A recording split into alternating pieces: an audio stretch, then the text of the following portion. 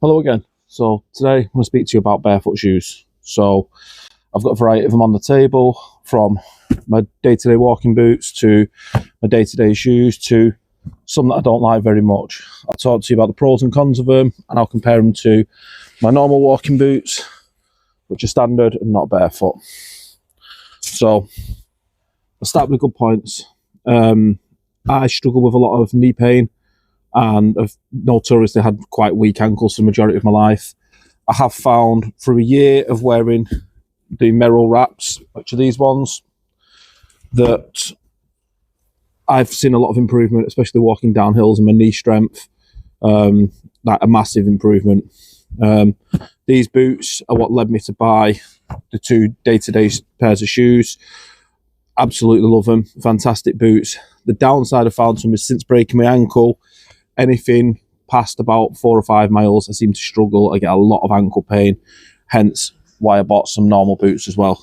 I still find even the hike that I've just done yesterday, which will come out later this week, that I still veer towards the Merrell Wraps. They're just a fantastic boot, really grippy.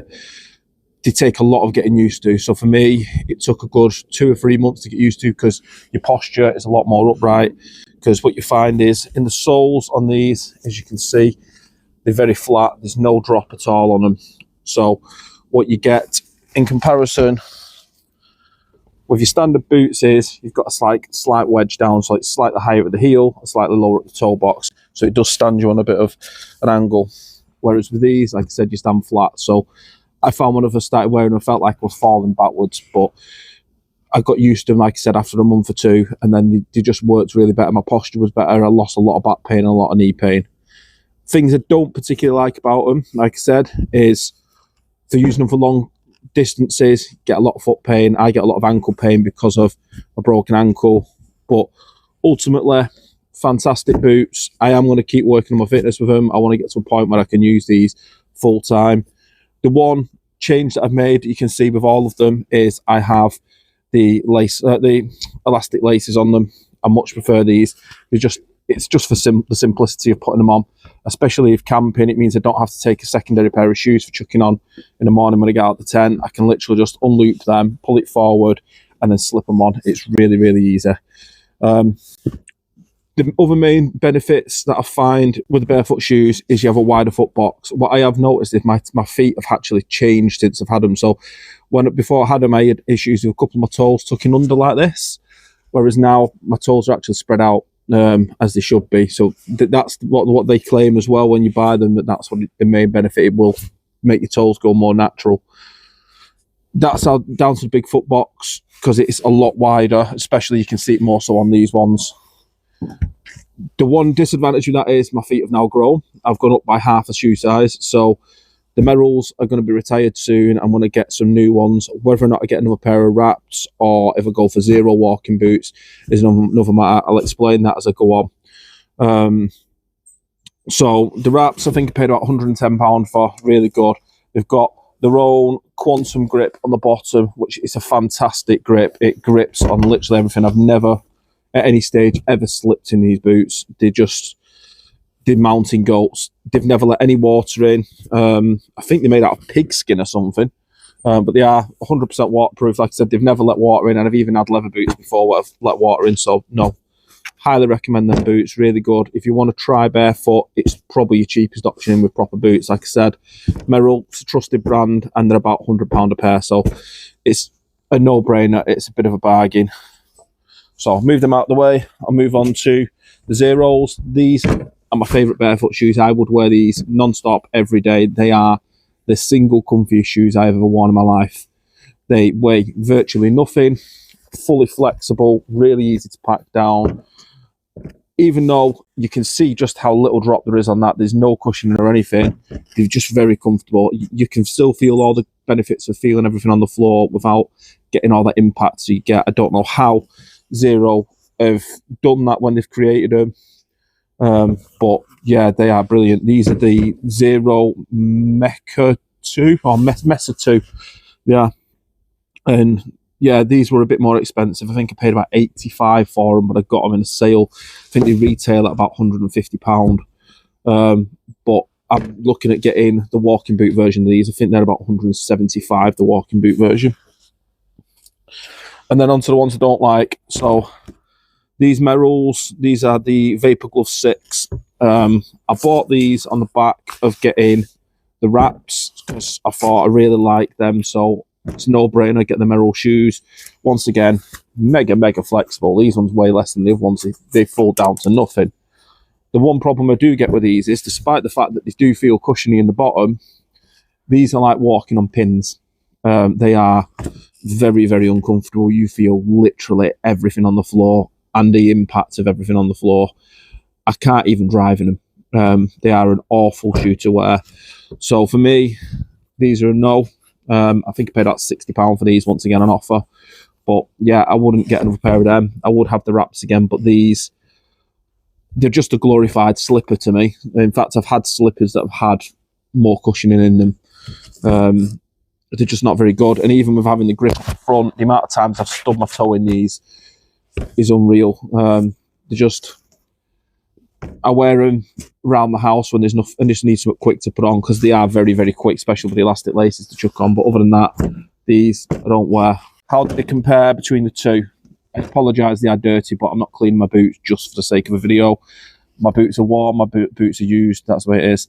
I haven't converted these ones yet to the elastic laces. I'm not quite sure how they'd take them. These are the Quetcher MH500s. I've literally just bought these about a week ago. I have used them for a couple of hikes. They seem really good. They do actually have the wider foot box, despite not being barefoot boots. But yeah, I've always been a fan of Quetcher boots. I just find them really comfortable and really versatile. So that's why I bought these ones. Like I said, in comparison, these are my go-to boots. They always will be. I'll use them for shorter distances, anything over about 6 miles. Like I said, at the moment, I just can't cope with it, the pain in my ankle. So that means I go for these. It takes a lot of adjusting because I've been wearing solely barefoot shoes for nearly a year. So I feel very off balance in them, but they are very comfortable. Once again, they seem very waterproof. Do I think barefoot's the way forward and sort of the be-all and end-all? Not really. I think there's places for both. And I think there's terrains that need both.